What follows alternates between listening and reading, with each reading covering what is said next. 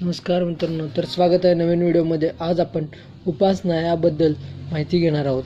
परमपूज्य सद्गुरू सांगतात त्याप्रमाणे असे अगदी उदाहरण देऊन सांगायचे झाले तर, लहान मुले खेळताना ज्या वेळेला खेळातील शेत पेरतात त्यावेळेला काय करतात तर मातीत बी टाकतात, त्यावर माती सारून पाणी घालतात आणि नंतर दर 2-2 मिनिटांनी बी उगवले आहे का नाही ते बघतात.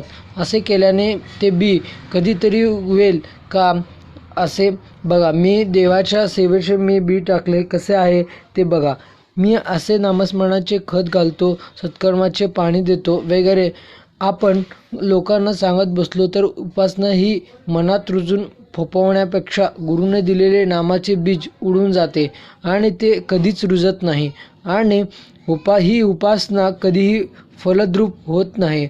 एखाद्या पिंपात एका चांगल्या पाण्याचा नळ आणि दुसऱ्या वाईट पाण्याचा नळ एकाच वेळेला सोडला तर एक वेळ अशी कधीच येणार नाही की जेव्हा ही टाकी पूर्णपणे शुद्ध पाण्याने भरली आहे. आधी आपल्याला वाईट पाण्याचा नळ बंद करावा लागेल, म्हणजेच कुवासना, वाईट कर्मे, त्याबरोबर आपल्या उपासनेची फुशारकी मारणे. हे वाईट पाण्याचे नळ बंद केल्याखेरीज उपासनेची टाकी शुद्ध व पवित्र भावनेने कधीच भरणार नाही. आपल्या अवतीभोवती सतत वाईट तत्वे अर्थात बॅड इव्हिल्स किंवा पैशाचिक भूत प्रेत वेता पिशाच अशा अतृप्त शक्ती सतत वावरत असतात.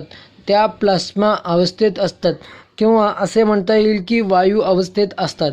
त्यांना जड देह नसल्यामुळे या शक्ती कुठेही संचारू शकतात आणि याच शक्ती आपण केलेली उपासना खेचून घेतात. याचा अर्थ उपासनेने प्राप्त झालेली शक्ती ओढून घेतात. असे होऊ नये म्हणून श्री ब्रह्मार्पणमस्तु किंवा श्रीकृष्णार्पणमस्तु असे म्हणतात. कॉम्प्युटरवर आपण केलेले काम नष्ट होऊ नये म्हणून जसे आपण बॅकअप घेतो तशीच ही क्रिया आहे असे म्हणायला हरकत नाही.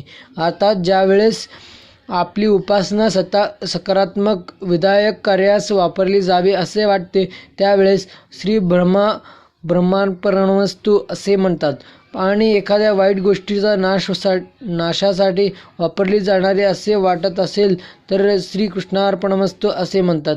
ही एक ढोबळ नियम आहे.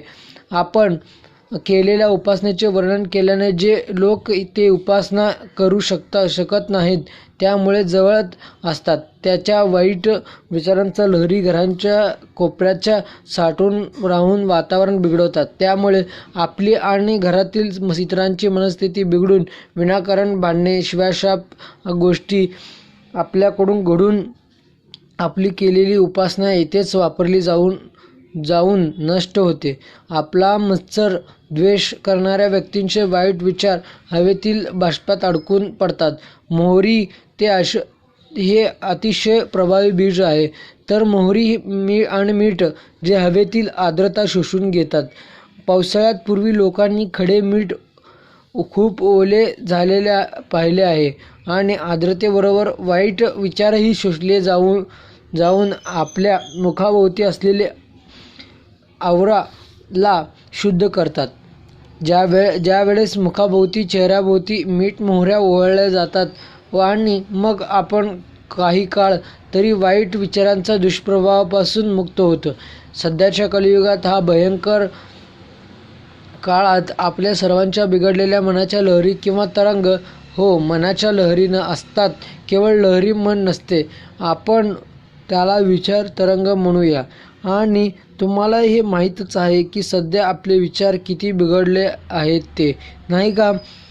TV, रेडिओ, मोबाईल, जगभर चालणारी लाखो प्रकारची अनंत यंत्रे, सर्व प्रकारची अनंत वाहने, पशु पक्षी साऱ्यामधून वेव्ज अथवा लहरी बाहेर पडत असतातच. ह्यांचा वातावरणामध्ये नुसता गोंधळ माजलेला आहे. आपल्या नकळत कान, मेंदू, डोळे, नाक एवढेच नाही काय आपली त्वचा म्हणजे स्किनला सुद्धा लहरी जाणवत असतात. पण ते कळतच नाही. इतकेच त्यामुळे कुठेच मन शांती मिळत नाही असे वाटते. सुखाची सर्व साधने असूनही आनंद मिळत नाही. पण कोणत्याही प्रार्थनास्थळी आपण गेलो की आपल्याला मनास शांत समाधानी वाटते. आपल्या स्वतःच्याच मनात आपण खोलवर उतरलो आहोत असे वाटते. कारण येथे या सर्व प्रकारच्या लहरीचे प्रमाण कमी असते. याच लहरीचा प्रदूषणामुळे सध्या पूर्वी जेवढी उपासना केली जात असे किमान चौपट उपासना करणे आवश्यक आहे. आपल्या उपासनेची थोडी या आणि अशाच अनेक कारणामुळे उपासनेला फलद्रूप होण्यास वेळ लागतो. हा वेळ कितीही म्हणजे हजारो वर्षसुद्धा असू शकतो, नव्हे असतोच. अनेक जन्म घ्यावे लागतात. आपल्या उपासनेचा योग्य फायदा होण्यासाठी संसार तुटला तर त्याचा ध्यास न सोडणे हेच अभिप्रेत आहे. मोक्ष हा मेल्यानंतर मिळत नाही, तर मोक्ष ही मनाची शुद्ध अवस्था आहे आणि म्हणूनच मोक्ष जिवंत असतानाच मिळतो. वासनेपासून आणि सर्व प्रकारच्या बंधनापासून सुटका म्हणजेच मोक्ष होय. चला मित्रांनो, आजपासून आपली